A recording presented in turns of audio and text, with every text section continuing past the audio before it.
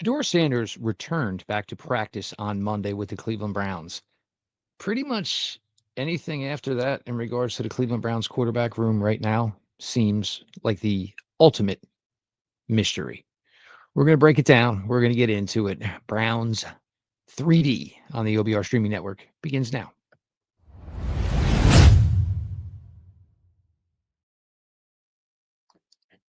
Welcome back, my friends, to the show that never ends, your daily delivery of all things Dogpound Browns 3D on the OBR streaming network. I am your host, Jeff Lloyd.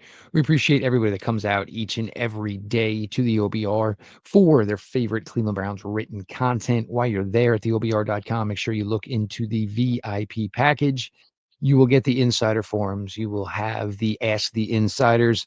All great things to make you just a better and more knowledgeable Cleveland Browns fan. And you can look like the smart one at all the family gatherings. Appreciate you all for coming out every night to the OBR streaming network, beginning at 6 p.m. with Browns 3D. You'll have Jacob Roche a little later with some thoughts on training camp thus far, some Deontay Johnson films. So make sure you're checking that out from Jacob. Should be on right about 7 o'clock after we are finished here on Browns 3D. Make sure you're subscribed to the OBR on YouTube. Of course, make sure you are subscribed to the OBR on Twitch.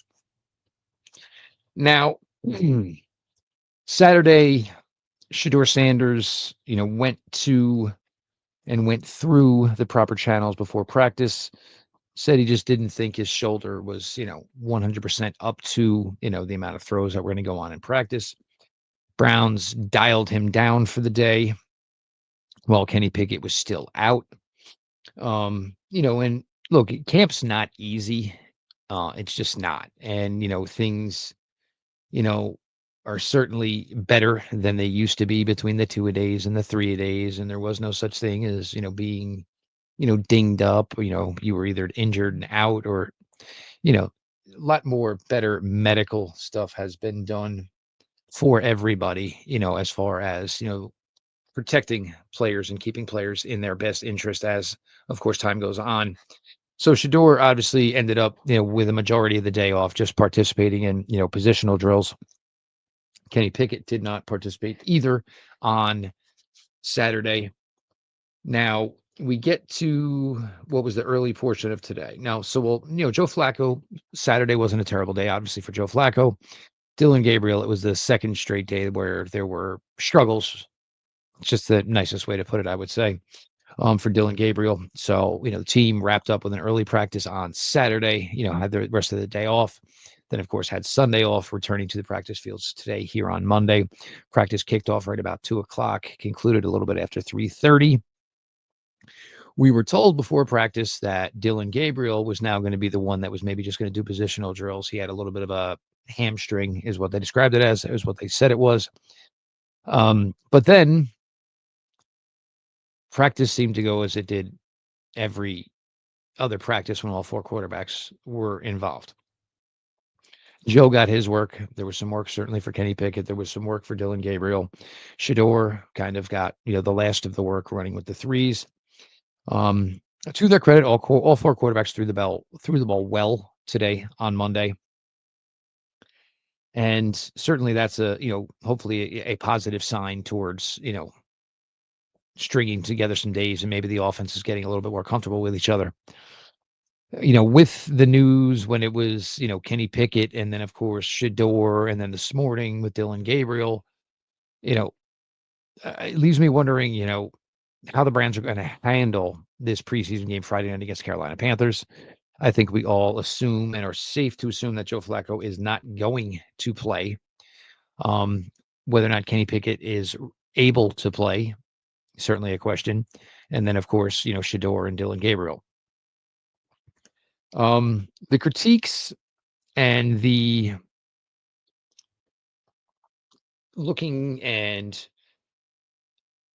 evaluating of Shedeur Sanders and Dillon Gabriel, I think it probably has reached the point where it's gotten a little off the rails. And look, it was always going to go there. It was just a question of how quickly it did.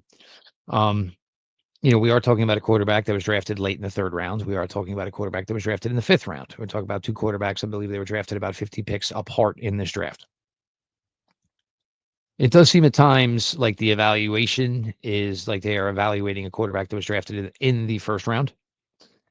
And, certainly that's a bit much.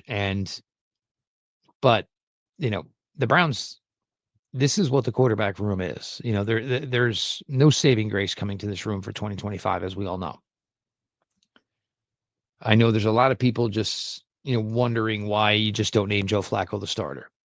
Um, is it truly still a competition? That's a fair question, I would say.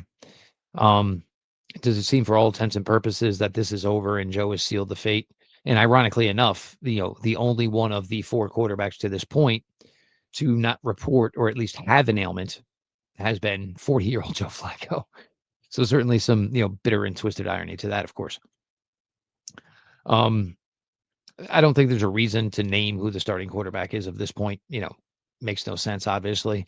And, you certainly don't want to, take away, from the efforts of Kenny Pickett, from the growth plan that Gabriel and Shedeur Sanders are both currently on.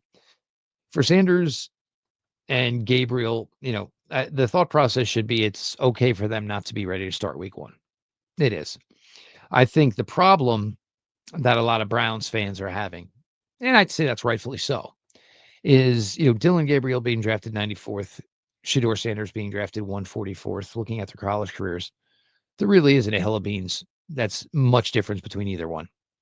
One's a smaller lefty, one's a taller righty. I mean, there's not much difference here as to either quarterback coming into the league. So I think a lot of Browns fans are frustrated. And I'd say that's fair, that it seems that, Dillon Gabriel is maybe being looked at like, he was drafted a lot higher than maybe he was. And so I think a lot of Browns fans are left wondering and curious as to why, Dillon Gabriel seems to be getting a bigger opportunity and, getting an opportunity to play with the twos and the ones, while Shedeur Sanders doesn't seem to be afforded that same opportunity. Not going to lie. It's a very fair question. So now this leaves us, to where we are in regards to where everything is heading into Friday night in the exhibition game, of course, against the Panthers. The Browns practice today on Friday. They will make their way to Carolina. There'll be a joint practice on Wednesday. I'm sure there'll be some sort of walkthrough on Thursday, and then, Friday night, kick it off for real against Carolina Panthers. Well, for real, as real as preseason can be, right? Again, I don't think Joe Flacco plays. There is zero reason for Joe Flacco to play. If he's the number one quarterback, he's the number two quarterback, he's the three. There's zero reason to put a 40-year-old guy on the field in a preseason game. And Joe Flacco has shown us everything we need to see at this point. And I think Joe Flacco has shown everything that needs to be seen to prove that he is the best of this group currently, and he is your best option to start at quarterback week one against the Cincinnati Bengals. Now, with Shedeur's shoulder, and obviously now that is put to bed, and with Dillon Gabriel and whatever the hamstring was before practice, and then I don't know if, Dillon Gabriel just got out there and things felt good. So maybe it was a tightness issue, a looseness issue, not hydrated enough. And then once he got hydrated, he felt, could be a million things. And then, of course, Kenny Pickett getting back to work somewhat as well. Now, is the plan to play all three quarterbacks against the Panthers? The rumor to this point is that the Carolina Panthers, will possibly be playing some starters. There haven't been much detail yet on to what exactly those starters are. It sounds like it's more on the offensive side of the ball. They weren't really pushed necessarily for an answer about the defensive side of the ball and, who exactly is going to be in or out. And to be fair, I mean, it's Monday. A lot of things could change, before Friday. So, it's not like you're putting out a, inactive like you do on a regular game, and you certainly don't put that out until 90 minutes before the game begins. So there's no reason to think that that would be the case now, of course. You know, um, I assume Pickett gets to play if they deem he's healthy enough.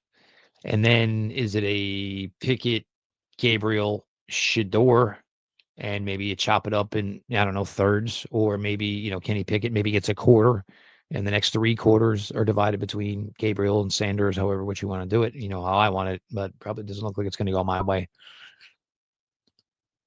But I am in agreement with, most of the Browns fan base to this point that it just seems like they're going with the slow and steady approach with Shedeur Sanders. And not that there's anything wrong with that. I mean, it's probably the correct approach. And, I'm sure there's things that they're working with Shedeur. And again, with Shedeur playing, in a program that was coached by his father, you know, there's might be some things that the Browns just are tweaking with, anything, as far as throwing. There's a million things as to why Cleveland is not giving him the same opportunity they're giving Dillon Gabriel. But you would think if you're going to go this route, there would probably have to be some positive results from Dillon Gabriel. And it's certainly had its moments and not good moments for Dillon Gabriel. And so, I mean, we can use the great cliches about his whiteboard stuff and his processing, all these things, but it's got to elevate into something. It's got to elevate into success. And I'm not sure any of us are seeing that to this point. And, we're seeing obviously a smaller scale of Shedeur. And what you see seems that, Shedeur looks and just appears that it's going more positively for Shedeur than it is for Dillon.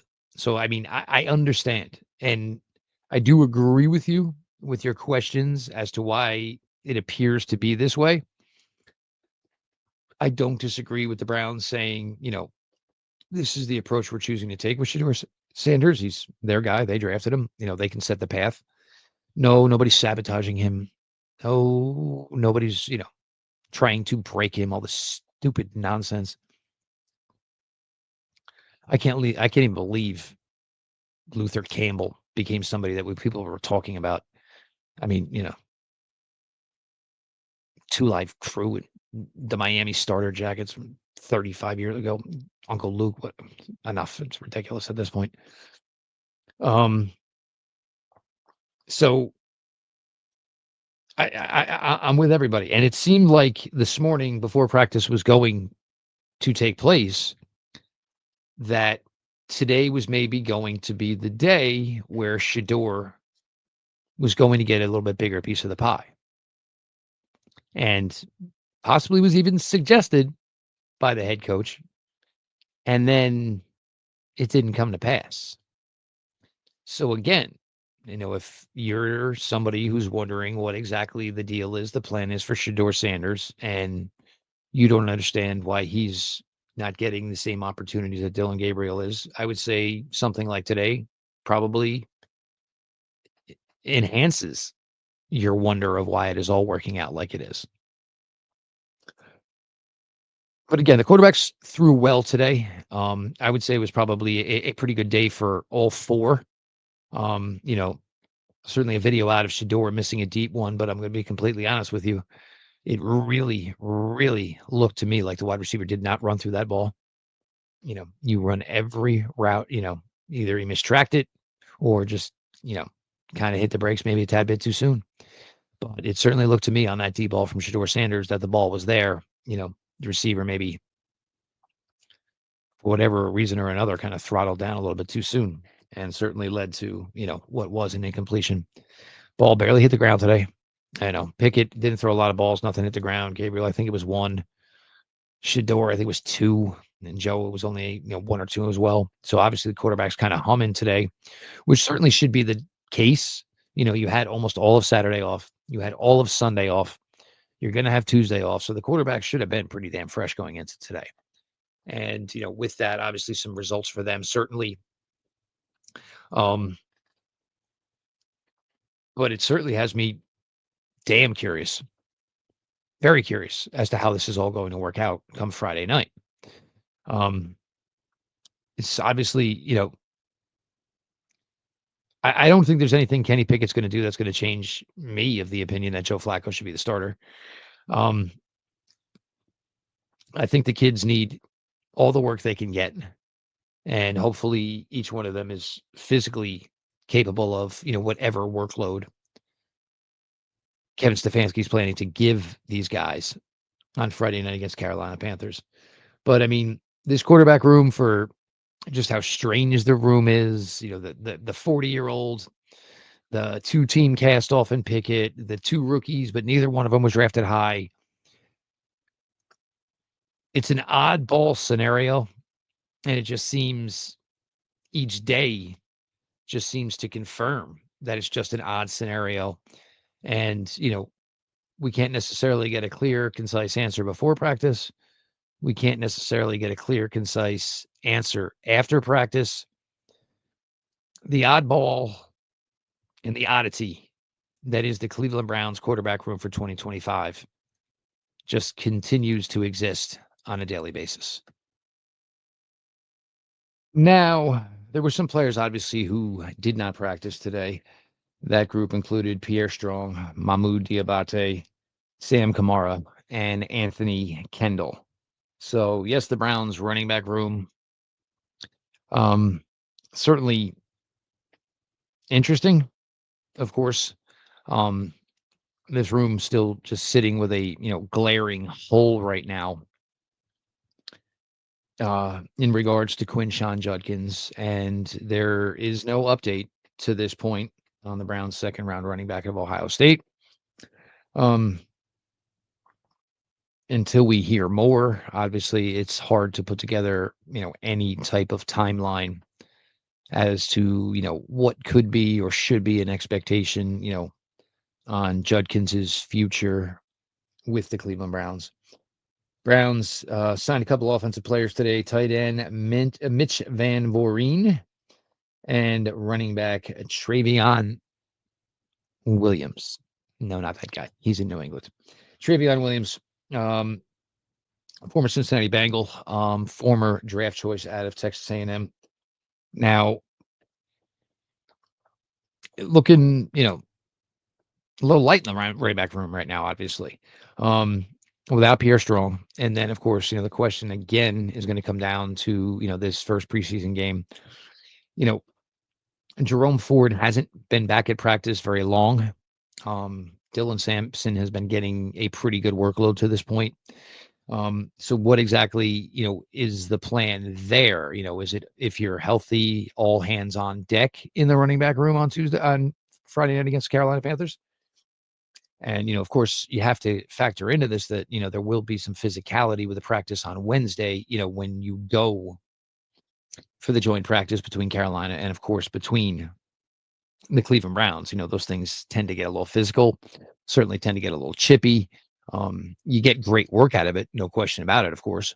But, they can sometimes, be a little counterproductive if you start, you know, losing a body here or there.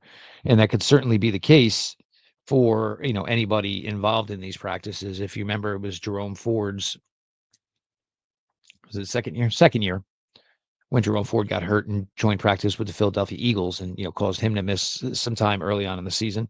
Came back strong, obviously, as we all know. We're talking about his 2023 season, of course. Um, so right now you look at this running back room, and obviously it is, the headliners of the room are Jerome Ford, who, I am certainly, higher on and have been more pleased with his play with the Cleveland Browns than I'd say most. And, of course, this whole big, large expectation of what Dillon Sampson can do. And of course, all of this is while understanding there's just a big void in that room right now with the just absolute uncertainty, of course, of rookie running back Quinshon Judkins.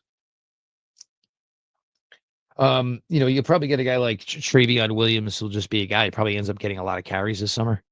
Probably also, the kid that was brought up, from the UF as well, UFL as well. These guys, probably going to get a boatload of carries here. There's no reason to certainly beat up Travion Harrison in preseason. And for right now, if Jerome Ford is, your top back, which is probably fair to say with his, experience in 23 and 24 and the production and success he had, again, you can't go burning everybody out here. So, I mean, it's a delicate balance of, getting in work, getting in good work, but not overdoing the work. Obviously, all things that, have to come into consideration here. Um, the defense, Grant Delpit is working his way back in, which is good. I would think somewhere along the line here, and I didn't think this was necessarily going to be the case, for the Browns and in regards to the cornerback position. I would not be surprised if this now becomes a little bit more of a front burner for this team, question for this team in regards to where this team is at and what this team exactly is trying to accomplish here. They're going to probably need somebody because, Ward, Newsome, obviously very, very heavily experienced players, as we all know. And even if you saw, Jim Schwartz basically spoke of Denzel Ward as probably the best cornerback that has ever played for him. High, high praise from one of the better defense coordinators that has ever been in the NFL. But outside of Ward and Newsome, this group is vastly, vastly unproven. Just not a lot of guys have been on the field. I mean, if you want to probably go by the guy who's played the most snaps, Nick Needham. And, Nick Needham was good under the Brian Flores Miami Dolphins, but, never really did much post Brian Flores. Cam Mitchell, Harden, there's a lot there. For me, it's just not a comfortability factor that, I'm going to have to get somebody in here. And even Tony Jones, the veteran, that's great. But I mean, 99% of what you know of Tony Jones is that he's a pretty solid special teams player. And we've seen this in the past, right? We've all seen this in the past when the Browns start taking, basically special teams cornerbacks and start trying to rotate them in at the cornerback position. We've seen how that works, and certainly we've seen the results that it doesn't work. It doesn't work well at all. I didn't think I'd reach a point where I think I actually felt a little bit more comfortable about the safety room than I necessarily do about the cornerback room. But this is kind of maybe where I'm at here right now. The loss of Martin Emerson Jr. is just enormous for this team because, once now everybody's got to move up a peg, and I'm more than okay with Greg Newsome playing the outside. And I told you, I thought there should have really been a fair opportunity for Newsome and Emerson to compete against each other. Obviously that ship certainly sailed, unfortunately, for Martin Emerson, quickly in the camp here.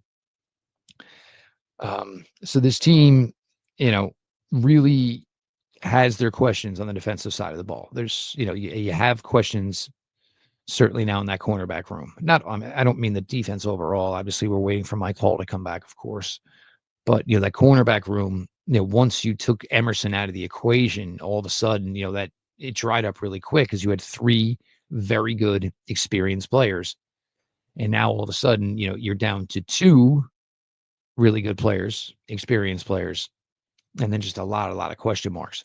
So I truly have to believe, in my heart of hearts that, cornerback somehow, some way is got to be a focal point for this team.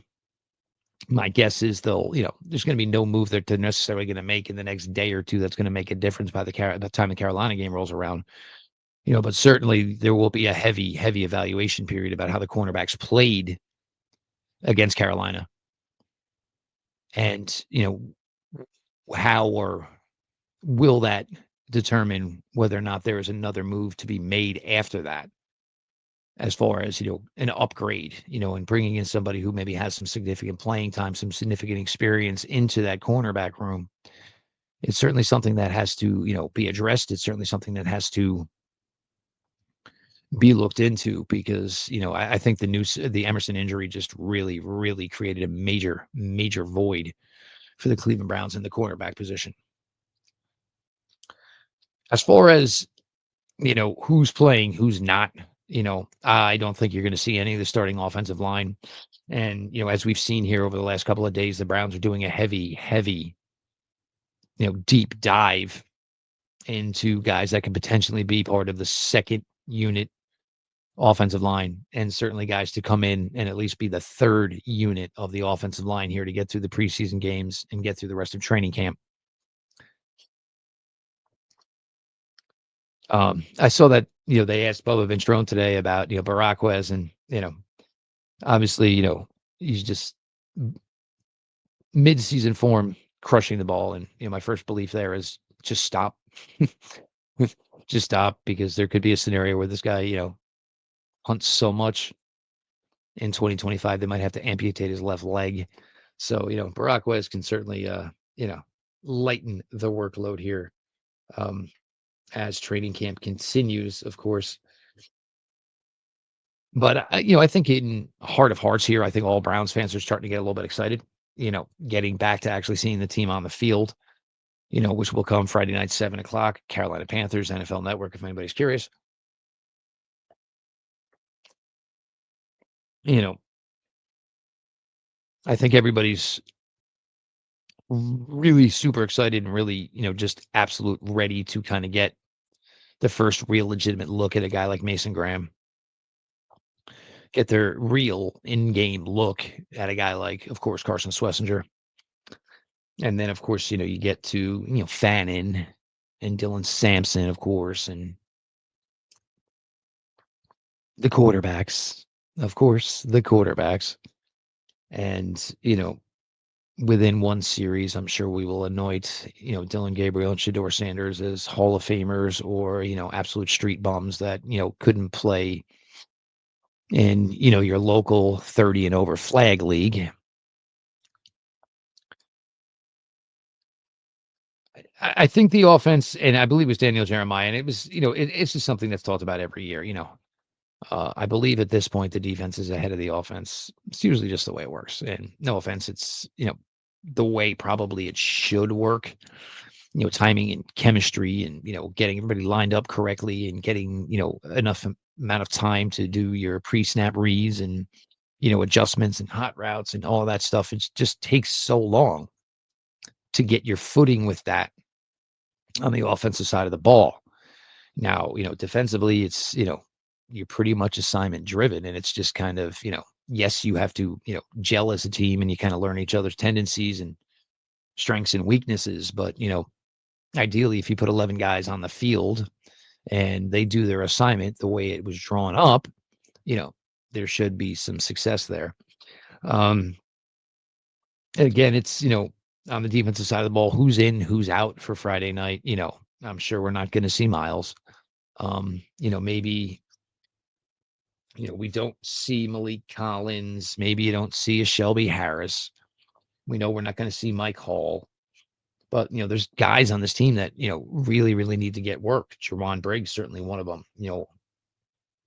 Isaiah McGuire and, Alex Wright, just, some reps. Cam Thomas has certainly been interesting to this point. I'm sure our guy Pete Smith here at the OBR, his affinity for Aiden Huntington. Aiden Huntington is probably going to get a snap count somewhere. My guess would be in the 30s. He should probably play, probably most of the second half. So we're going to be looking at everything, wide receiver, certainly Luke Floria, who's certainly got this, slot guy, quick feet, good route running type of thing. Can that come to success within a game? As much as he's been a guy that's talked about, I think, Gage Lavardane to this point is certainly a guy that becomes, higher up in the pecking order as far as, guys we want to see in these preseason games. He's kind of had a little bit of success with every quarterback. For me, he's a guy that catches the ball with his hands, catches it clean with his hands. He's really kind of turned some heads here. I know where Jacob Roche has a story up on the OBR.com right now, so maybe check that out as well. But, it was an interesting, collegiate path, from the MAC, South Carolina, back in now the state of Ohio. And, certainly, given everything he's got. And, for right now, I think Gage Lavardane is going to be a guy that makes this roster. It may be his wide receiver 5, wide receiver 6. And, I hope the young man is working his butt off as far as, kickoff coverage and punt coverage, because that's probably where he's going to get his start. But, right now, if you want to tell me a guy as far as an undrafted free agent that I think has a legit opportunity to make this 53, that guy is Gage Lavardane, and we're going to find out more, certainly, about Gage when we get to Friday night against Carolina. Got to a lot here. I think that as the quarterback room goes with each practice, I think we end up with maybe more questions than possible answers. And who knows? Maybe that's the way Coach Stefanski wants it right now. We appreciate everybody who comes out to the OBR for the great written content every day from your favorite group of writers. You make sure you head on over to the OBR.com, get into that VIP insider package. It allows you, of course, to get to the insider forums. It allows you to get to the Ask the Insiders. All great stuff. Enhance, your questions about the Browns, and obviously great back and forth from everybody here at the OBR. Make sure you're coming out to the OBR streaming network every evening beginning at 6 p.m., starting with Browns 3D. Jacob Roche will follow at 7 o'clock, with some thoughts of training camp to this point, some Deontay Johnson films. So make sure you get your eyes and ears out for that. Make sure you subscribe to the OBR on YouTube. Of course, make sure you subscribe to the OBR over on Twitch. This has been your daily delivery of all things Dog Pound. Browns 3D on the OBR streaming network, and we will talk to y'all tomorrow.